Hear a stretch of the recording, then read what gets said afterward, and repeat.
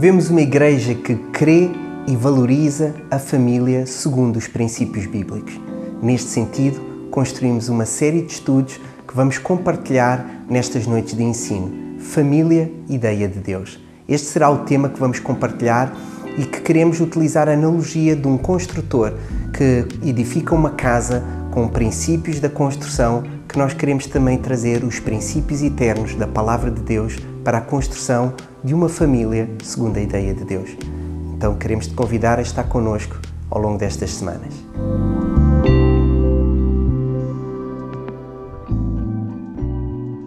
Boa noite!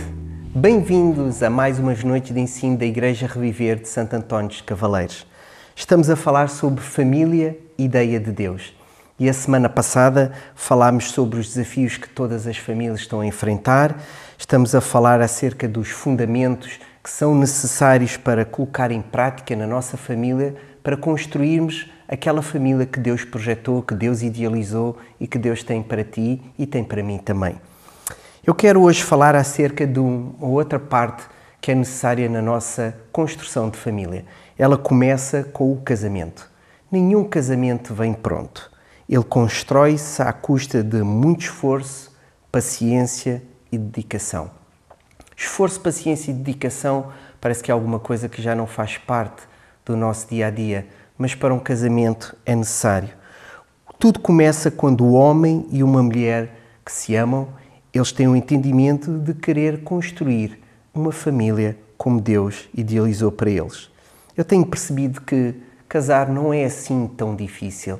O difícil é construir o projeto de Deus para a minha vida. O difícil é construir uma família como Deus idealizou, uma vida conjugal, duradoura e feliz. Na verdade, é o que todos nós andamos à procura, como é que nós podemos ser felizes e como viver sempre essa felicidade.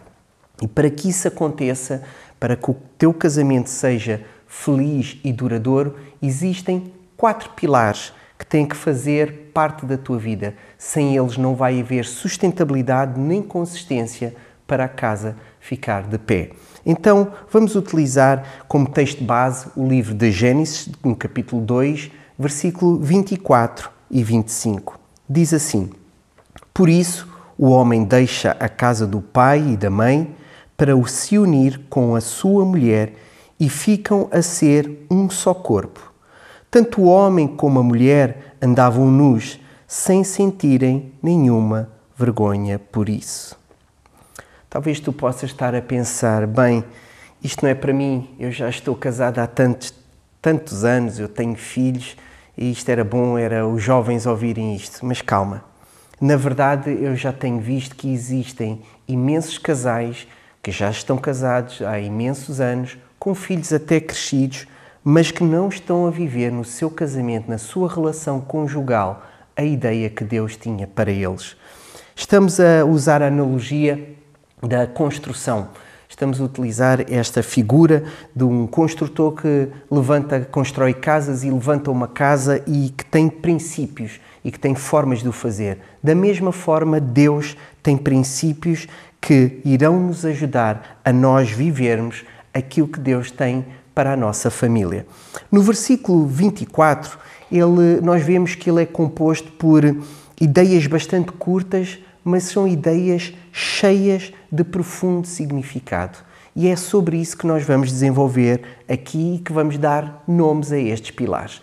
Então, o primeiro pilar está baseado lá naquela expressão que diz assim: o homem deixa a casa do seu pai e da sua mãe.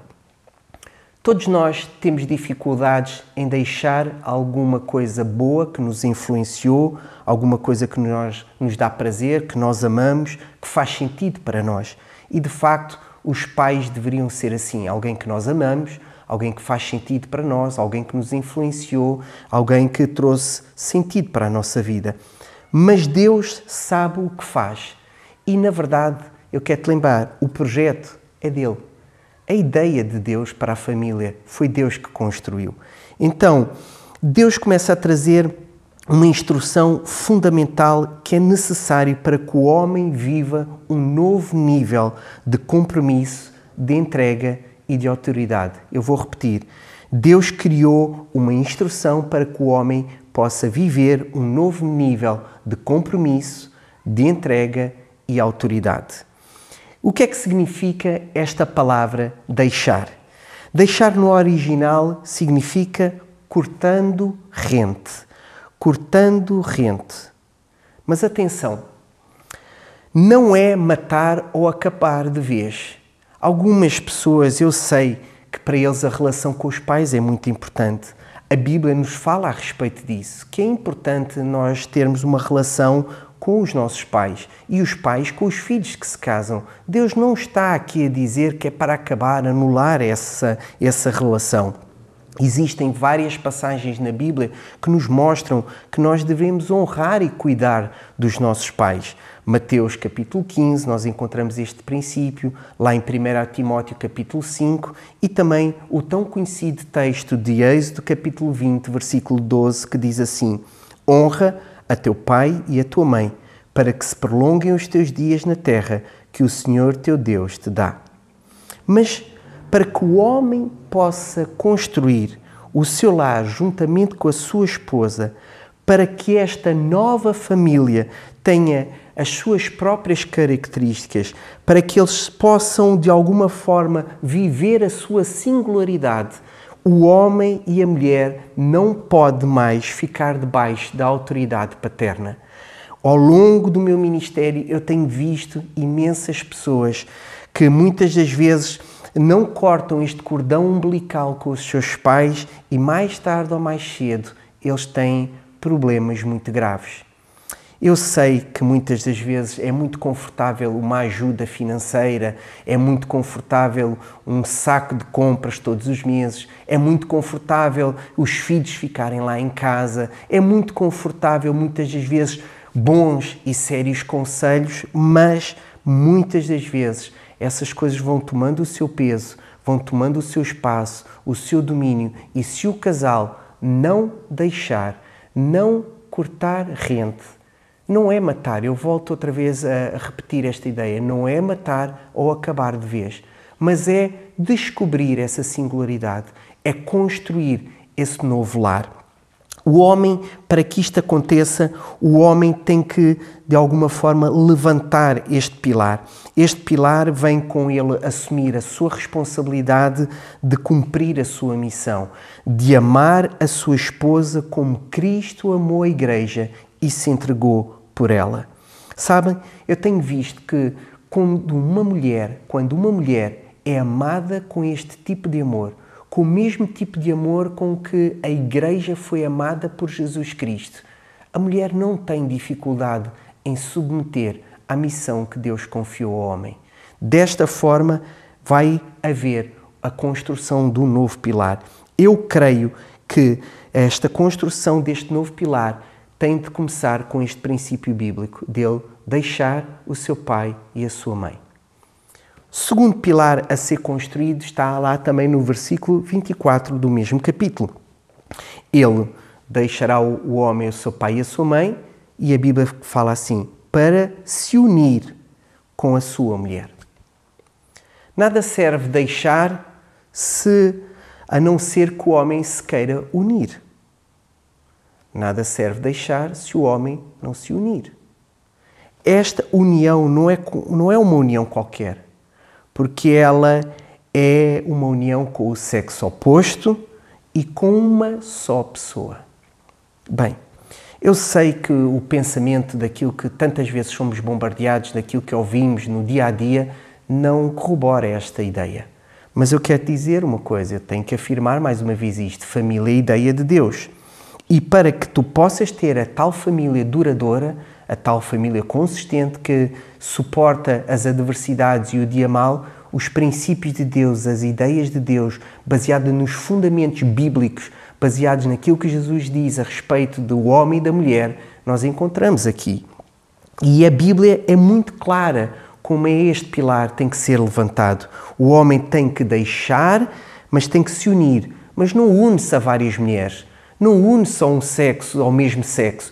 Une-se ao sexo oposto e a uma só mulher.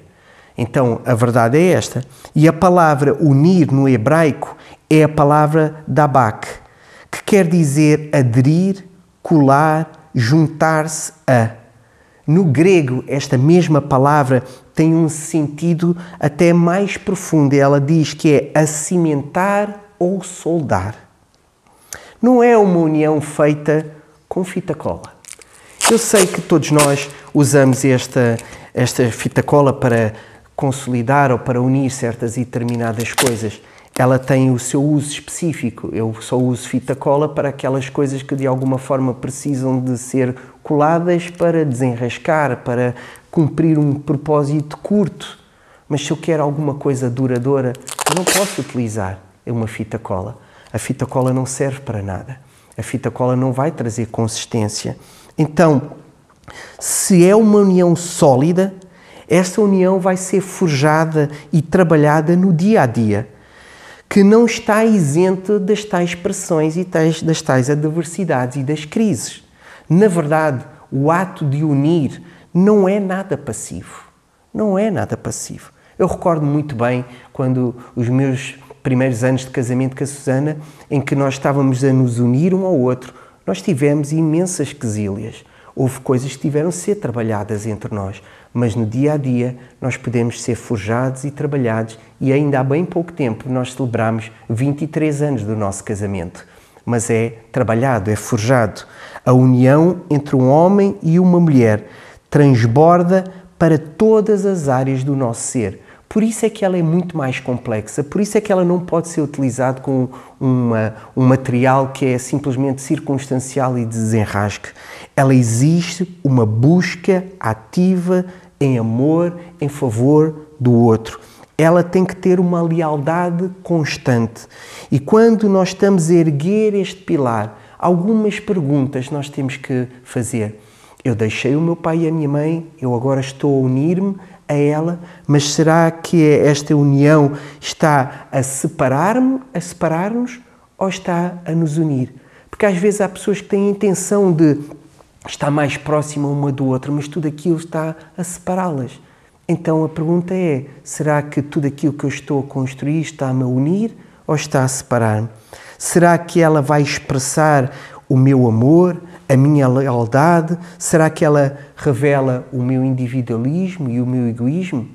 Estas são as perguntas que nós temos que fazer, porque a união entre um homem e uma mulher tem de transbordar todo no nosso ser amor, lealdade e fidelidade constante. Ok? Então, vamos para o terceiro pilar. Para erguer este pilar, o mesmo versículo diz assim: e ficam a ser um só corpo. Desta união estabelecida por Deus na criação surge algo incrível, uma unidade. No sentido mais amplo da palavra, a qual inclui uma união física e sem vergonha. Eu creio que nenhum teólogo, nenhum ensinador tem uma só resposta para explicar exatamente este mistério e o que significa os dois serem um só.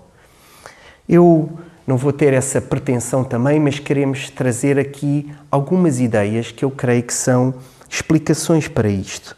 Então, eu creio que esta união tem a ver com um homem e uma mulher. Em primeiro lugar, tem a ver com um homem e uma mulher. A Bíblia é muito clara. O casamento, segundo o padrão divino, é um casamento heterossexual. Já falámos anteriormente acerca disto e Deus estabeleceu para o homem e para a mulher este casamento. Nós encontramos lá isto em Gênesis, capítulo 2, versículo 24. E qualquer outro tipo de união está a distorcer esta verdade dos planos de Deus. Está a desvirtualizar, está a ir contra aquilo que são o projeto de Deus para o homem e para a família.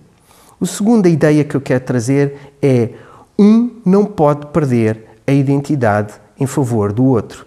Embora esta união passe a ser haver uma grande semelhança, uma grande cumplicidade entre as pessoas, muitas das vezes eu já percebi isto e eu, cada vez mais que a minha esposa, a gente só no olhar a gente vai percebendo o que é que a pessoa quer dizer, as expressões, aquelas palavras que poderão dizer muitas coisas, mas para a Susana quer dizer exatamente aquilo que eu sei que quer dizer. Isto não anula uma coisa que é a personalidade da Susana e a minha identidade também.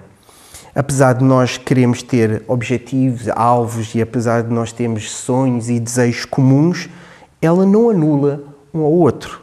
Ainda assim, nenhum de nós tem o direito de despejar o outro, de dizer que o outro tu tens que mudar porque eu também mudei. Não, há que respeitar esse ritmo e há que de alguma forma se complementarem e há que de alguma forma esta união ser uma união de trabalho, lembram-se há pouco, de esforço, que é forjada, que é cimentada com as circunstâncias do dia a dia. A outra ideia que eu quero trazer é que esta união envolve intimidade física e sexual.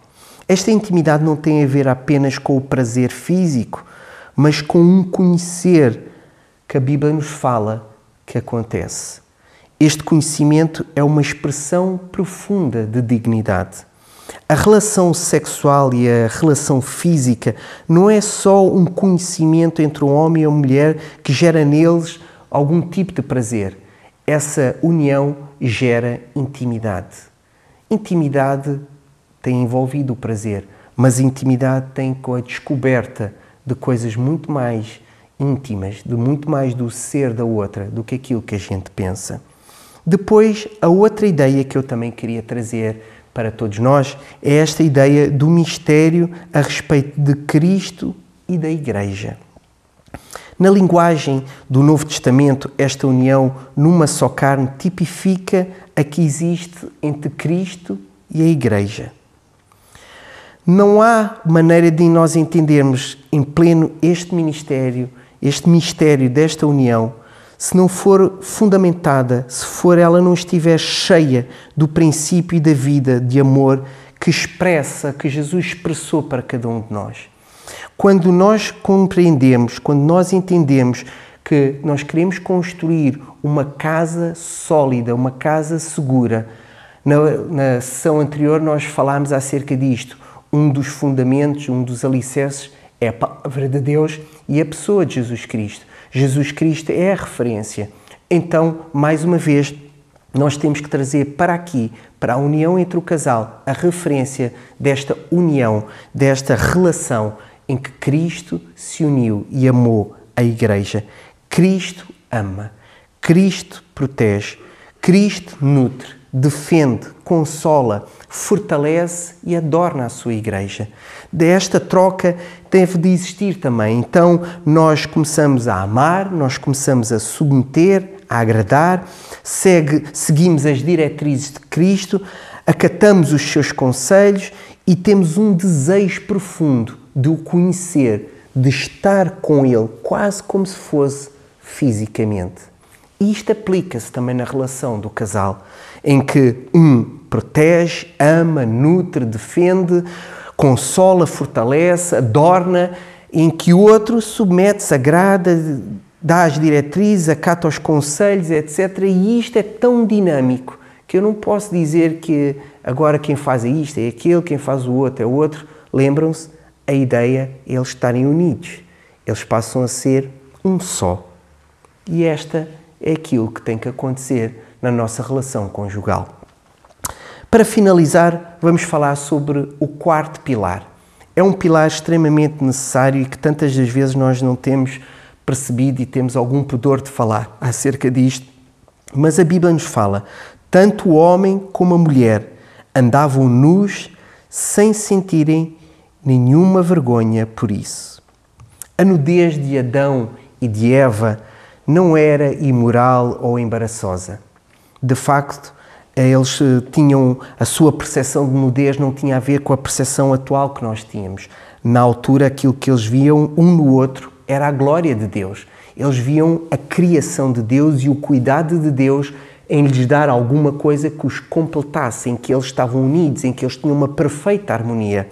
Mas como nós sabemos, e falámos disso um pouco a semana passada, por causa do pecado do homem, tudo isto foi distorcido. E hoje em dia, quando nós vemos algum tipo de nudez, isso gera em nós coisas completamente erradas e coisas que não tinham a ver com aquilo que Adão e Eva tinham. Uma delas é a vergonha que nós temos de nos despir, e o pecado trouxe isto à nossa vida. O depois do pecado houve, de certo, esta vergonha, esta consciência de vergonha, e a condição caída do homem leva a ele ter esta vergonha, o medo e a morte. Estas são 3 consequências do pecado: a vergonha, o medo e a morte. Sabe uma coisa, eu tenho pensado muito nisto, porque de alguma forma isto acontece nas relações. Como será quando eu for envelhecido? Quando o meu corpo não tiver a mesma robustez, as mesmas capacidades? Será que eu vou ter a capacidade de lidar com isto? Será que aquela pessoa vai me amar até ao fim, até eu morrer? Será que eu vou ter vergonha desta minha degradação, entre aspas, que acontece a todos nós? E isto acontece por causa de uma consciência que nós temos, que foi vindo do nosso pecado de Adão. Mas eu quero mais uma vez lembrar que através de Jesus Cristo, Deus quer restaurar a tua condição. De acordo com a sua imagem, a sua semelhança, foi assim que Deus criou. E a glória de Deus para o homem, Deus continua a pensar como o expoente máximo da sua criação. Quando Cristo carregou sobre ele a nossa vergonha, quando Cristo carregou sobre ele todo o nosso medo, quando Cristo venceu o último dos inimigos a ser vencido, a morte, ele conquistou para nós e devolveu-nos a imagem de Deus. Ele devolveu-nos aquilo que Deus tinha para o homem. Ele quer que tu possas viver nesta dimensão. Então, quando nós falamos de nudez no casamento, isto tem que nos falar de princípios que são princípios eternos. E um primeiro deles tem a ver com a transparência. Nudez fala-nos de transparência, que tudo aquilo que somos está à vista e que não há nada escondido ou encoberto. Então, é necessário que numa relação conjugal possa haver a transparência, que não haja nada que seja oculto, alguma coisa que eu não vou contar. E, na verdade, muitas das vezes estas coisas começam com pequenas coisas subtis, a dizer, eu não vou contar para não a magoar, mas, na verdade, eu já a magoei porque eu já fiz aquilo que eu a magoou. Então, muitas das vezes é mais um encobrir alguma coisa. E tem que haver a transparência necessária, porque nudez nos fala disso. Nudez também nos fala de exposição. De ser ou não ser aceite é a grande questão do homem. É a grande luta de todo o ser humano. Nesta exposição há uma total confiança de sermos sempre aceites. Eu, quando me exponho com a Susana, eu tenho a certeza que ela me compreende porque ela já me conhece bem, muito melhor. Eu tenho a certeza que, independentemente daquilo que eu tenha feito, que naquele momento em que eu estou a compartilhar com ela, em que eu estou a vivenciar com ela, ela me está a aceitar e está comigo, porque ela está unida comigo. Depois, nudez fala-nos também de dádiva. Fala-nos de uma entrega voluntária do nosso ser ao nosso amado. Se não for voluntário, é uma obrigação. E tantas vezes nós começamos a perceber que hoje em dia há imensos interesses, há uma dádiva que muitas das vezes é uma dádiva que não é genuína, não é verdadeira, não é honesta. Tudo aquilo porque a troca do sexo por um favor, ou a troca do sexo para resolver os problemas, a troca ou mesmo a inibição do sexo porque tu não me fizeste isto ou aquilo, é tão errado. Nós temos que lembrar que esta união física, esta união sexual é também uma dádiva. E é uma dádiva que tem que ser voluntária, que tem que ser em amor para o outro. Também a ideia da nudez fala-nos também de intimidade, como é óbvio. Implica uma ligação profunda e duradoura. Não se constrói intimidade de um dia para o outro. Não se constrói esta intimidade com meia dúzia de palavras. É alguma coisa que tem que ser trabalhada. E esta intimidade entre um casal, ela não deve ficar somente no conhecimento físico, naquilo que sei que dá prazer ou que tem prazer. Ela tem que ir para outras esferas da nossa vida. Ela tem que ir para a esfera da nossa intelectualidade, ela tem que ir para as áreas das nossas emoções e também para uma vida espiritual. Então, intimidade, ela pode ser muito mais do que simplesmente uma área específica ou com um desnudar simplesmente físico e fisiológico. Ela pode ter esta abrangência que vai muito mais além do que simplesmente estarmos nus diante um do outro para de alguma forma termos o prazer daquilo que nós gostamos e que de alguma forma é belo, é íntimo, mas que é para ser desenvolvido também. Eu gostava de, antes de terminar, de colocar-te este desafio para tu pensares. Será que eu tenho levantado estes 4 pilares na minha relação conjugal? Será que eles estão a ser erguidos da forma como Deus idealizou, como Deus projetou, como Deus tem para a minha família? Gostava que tu pudesses pensar se estes pilares que eu estou a levantar, eles estão a ser levantados com o meu esforço ou estão a ser levantados com a minha fé? Porque essa fé vai-te fazer tu ultrapassares e tu venceres e tu poderes construir uma bela e linda família. Não te esqueças, família é a ideia de Deus. Para a semana vamos estar juntos novamente. Espero te ver-te por aí. Que Deus ricamente te abençoe.